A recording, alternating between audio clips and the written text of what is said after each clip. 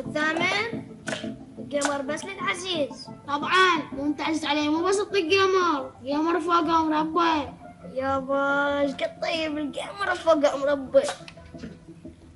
هاكم قلبي ما نطاني، هاكم وكلوا.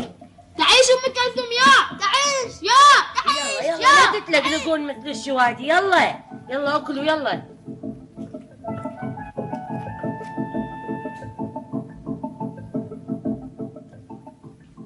ابويا راح يروح المدرسة؟ ايش ما ادريني هو عادي يروح مكان هواية احسن.